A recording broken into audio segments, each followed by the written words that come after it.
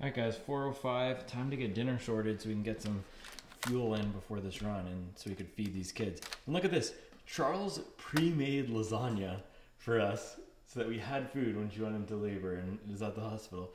And she wrote the instructions on it. She's an absolute beast. I've been telling her she's got to start this Supwell parenting channel. Bam! Vegan lasagna, 10 out of 10. Bangin'. Look at that. Shout out Charles.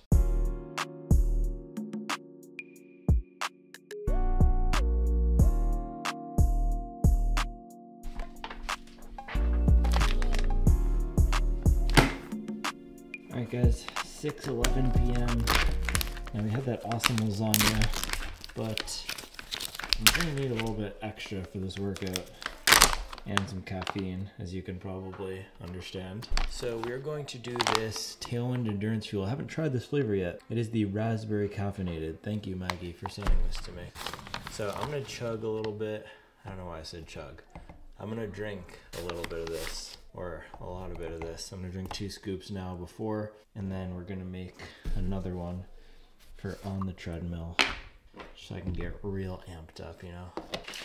All right, 1 sip, everybody knows the rules. That's pretty good.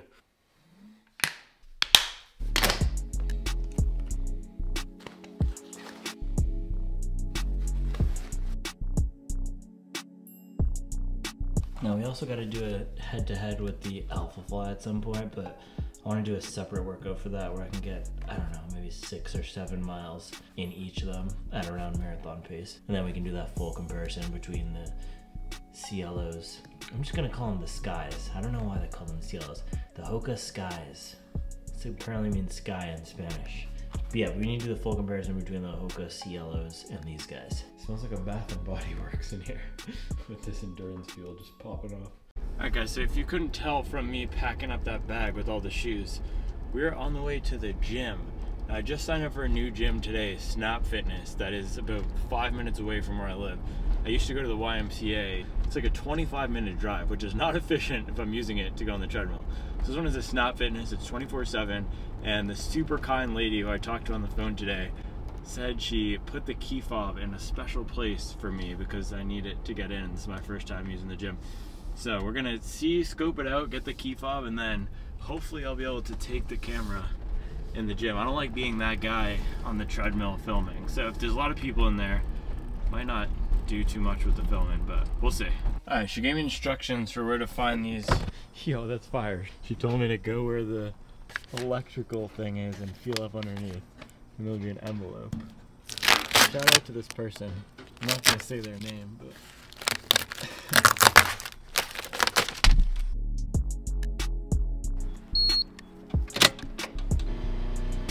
alright guys, so plan is to do the first 6 miles in the Hoka Cielo X-1.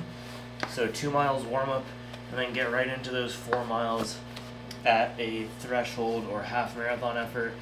And I'm just gonna kind of feel it out, probably do the first bit of that working set at around this 6:20 pace. And then from there, maybe progress it down. After that, we're gonna do 3 miles in the Vaporfly 3s, 2 miles in the Vaporfly 2s, and then last mile cruise home in these guys, just so we could get one more good little test. These things are so comfortable. The foam in these is awesome.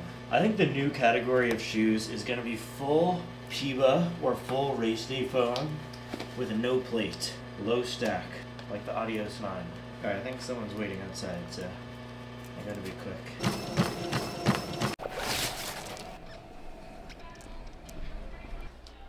Alright guys, 4 miles in the Cielos is done. I was locked in. That felt absolutely amazing.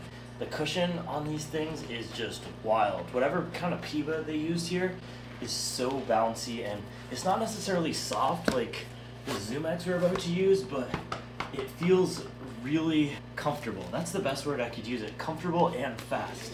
It's nothing like any other shoe I've ever tried. And I don't know, man, Vaporfly, which we're about to try right now. These are my current top race day shoe that I've used for, this is what got me my 1:19.28 PR. These guys right here. But I don't know, dude, those Hokas are, those things are calling my name. Yeah, and even right putting these on, they feel a little bit more natural, which is weird to say about a Vaporfly. Like this feels way more like a regular sneaker compared to that Hoka. And it's kind of funny because on paper, the specs are super similar, 40 millimeter stack height, but that Hoka feels a lot taller. And I'll do a little analysis on this in the office or in the backyard one day soon with these shoes. But I think it has something to do with the rocker and the Hoka and where it's placed.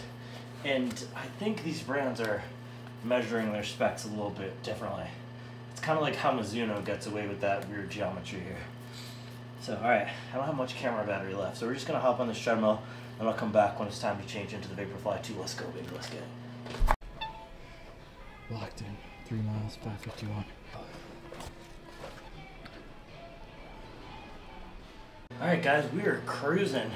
I hit those at about so first 1.5 miles there at a 6-minute pace, then I dropped it to a 5:42 pace. And then with the Hokas, I also did the same thing last mile at around a 5:42 pace.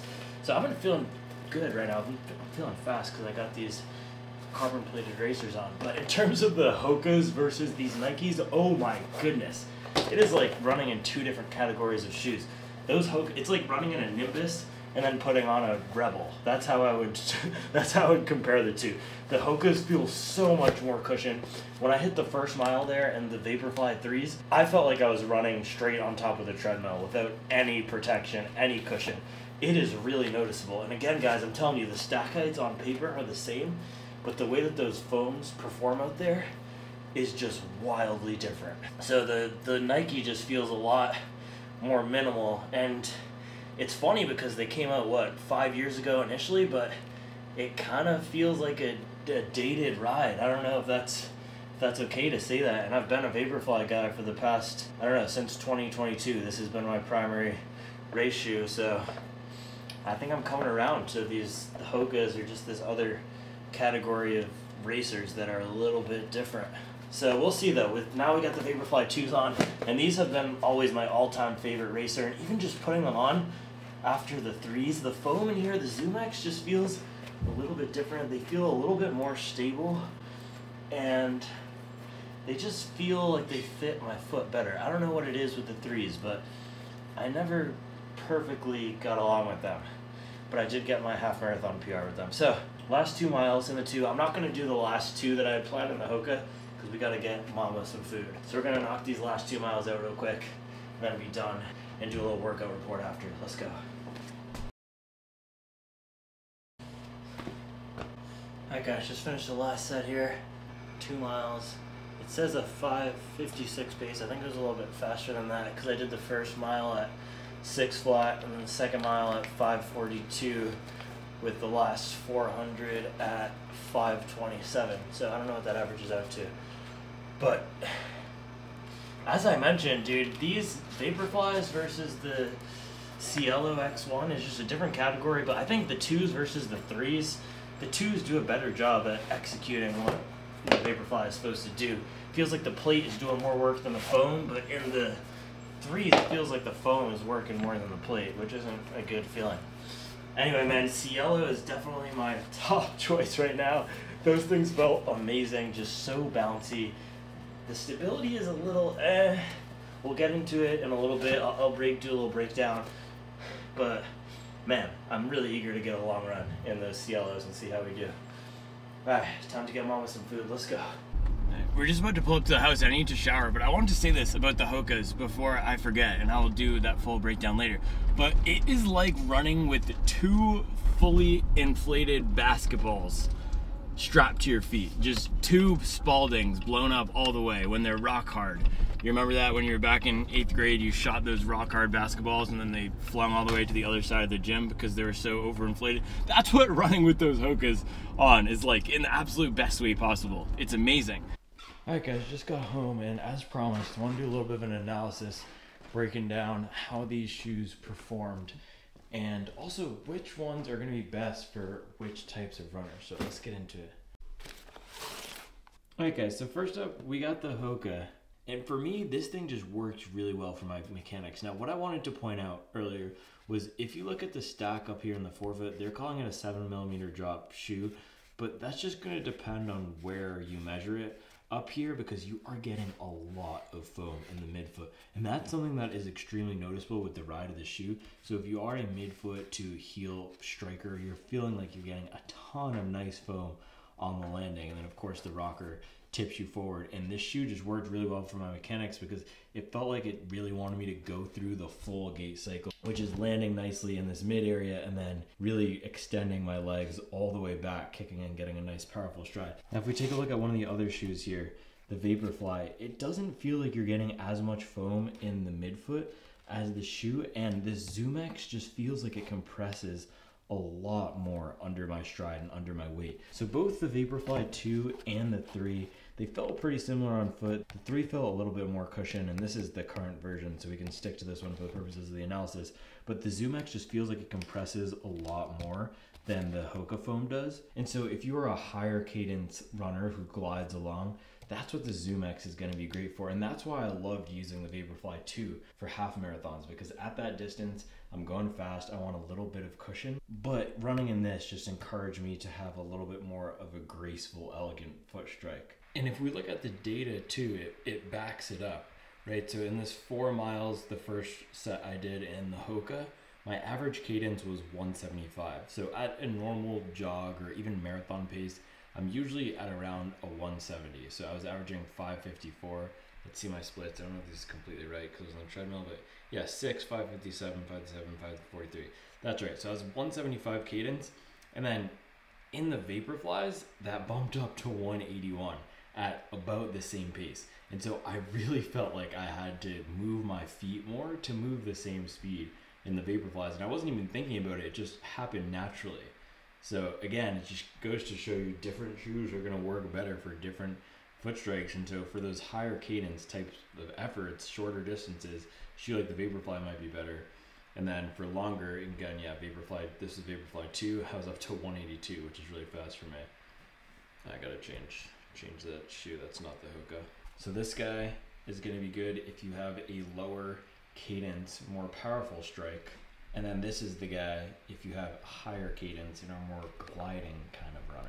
And when it comes to the weight, I don't know guys, I don't mind having the weight, and we'll see, we'll do the long run test this weekend and we'll see how the weight is during the last 30 minutes of that run. But at the 9 ounce range, for me, it doesn't bother me because with my foot strike, with the way that I run, at 6'2", 160, a little bit of extra weight isn't bad. It is noticeable compared to the Vaporfly, but the difference is gonna be that comfort you're getting here. And just look at the amount of foam we get in the midfoot on the Hoka versus the Nike. You can see you get a lot more on the midfoot. One more thing I wanted to point out between these two is when it comes to the stability, the Hoka was much better. Now, if you look at the width of this platform versus the width of this platform, you can see there's a clear difference in the midfoot. Now, forefoot Hoka is a little bit wider, but when we're thinking about the midfoot here, the Hoka just absolutely smashes the Nike. So when I transitioned from using the Cielo X-1 to the Vaporfly, the biggest thing I noticed was that I really had to alter my mechanics. I'm not naturally a forefoot striker. I'm naturally more rear foot to midfoot depending on how fast I'm running.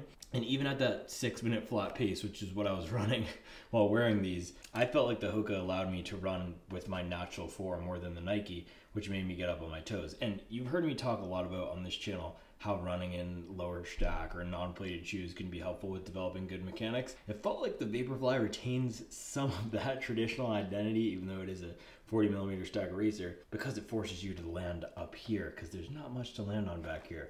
So the stability of the Hoka is much better. And if we think about what this is offering at that $275 price point, right now, I would say this is the marathon shoe to buy for most people. If you're looking to spend $300 on the shoe, if you want the best for marathon racing, I think this guy might be it. Now we have to do the final long run test and a race time trial to confirm that, but that's where I'm leaning right now, guys. I'm also realizing now that the additional weight of this guy is coming from the additional width, which is not an issue because it's giving a lot more stability and it's going to be better for most marathon runners out there than something like the Vaporfly because of that, especially if you're running 3.5 hours plus. However, my one critique is with the extra weight, we need extra durability, and with so much foam in the back here, you could have moved some of this rubber, Hoka. Just if you moved this rubber right here that my thumb is on, back here, it would have been the same amount of exposed foam, but just an area that gets a lot less wear and tear for most runners. So that's really the only weakness in terms of what they did with the bottom of the shoe here, because the wider landing platform is phenomenal. All right, gotta edit the video and eat some Girl Scout cookies. Oh, Hoka's on the floor. I'll see you guys tomorrow. It's been a long day. Thanks for watching.